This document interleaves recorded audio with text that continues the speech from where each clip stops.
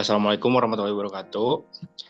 Kami dari kelompok yang menjelaskan algoritma branch dan bound. Di sini kita beranggotakan 5 orang, yaitu Muhammad Taufik Hidayatullah, Naufal Fajar Rasyadan, Wijaya Ananda, Noval Ramadan, dan Barfadilah.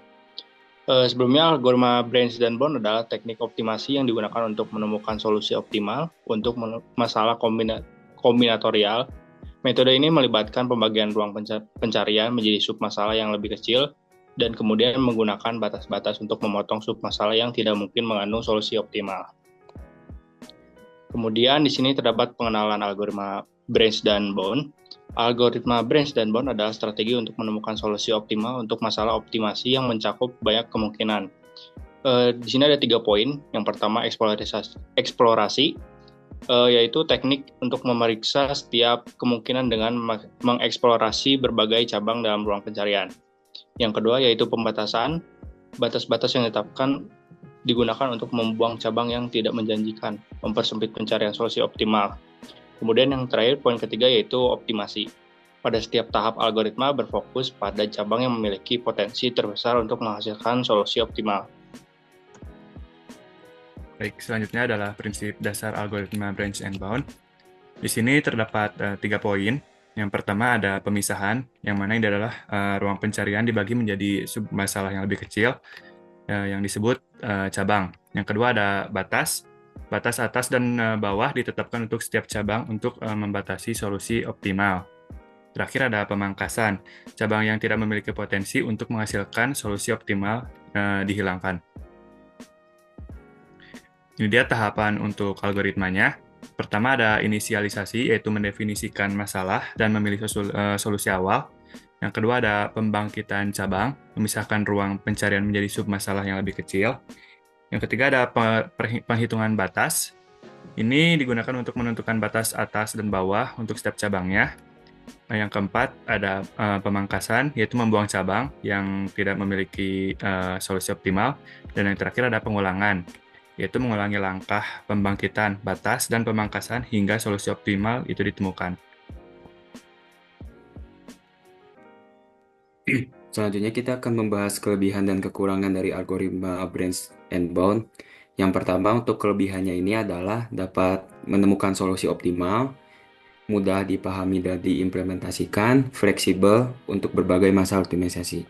Namun, algoritma branch and bound ini memiliki kekurangan, diantaranya kompleksitas waktu dapat tinggi, membutuhkan ruang memori yang besar, tidak efektif untuk masalah dengan ruang pencarian yang besar. Selanjutnya, di sini ada contoh penerapan algoritma branch and bound. Yang pertama, optimalisasi rute, menemukan rute terpendek untuk perjalanan pengiriman. Kedua, penjadwalan, merencanakan jadwal tugas atau kegiatan yang optimal. Terakhir, alokasi sumber daya, membagikan sumber daya secara efisien untuk mendapatkan hasil yang optimal. Selanjutnya yaitu implementasi algoritma branch and bound dalam pemrograman. Jadi di sini ada beberapa bahasa pemrograman. Yang pertama itu ada Python. Jadi bahasa ini bahasa pemrograman yang paling populer dengan library untuk optimasi. Terus ada Java, bahasa pemrograman yang kuat dengan dukungan yang baik untuk algoritma kompleks. Terus yang terakhir ada C++, bahasa pemrograman yang efisien untuk implementasi kerja dengan kinerja yang tinggi.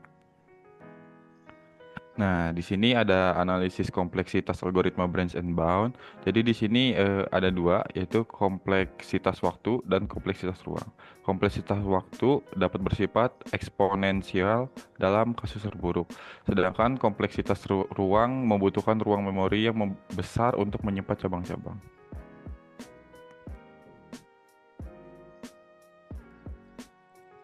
Kemudian ada perbandingan algoritma branch and bound dengan metode lainnya, seperti algoritma greedy yang mempunyai kelebihan yaitu cepat dan mudah diimplementasikan, sedangkan kekurangannya yaitu tidak selalu menemukan solusi optimal.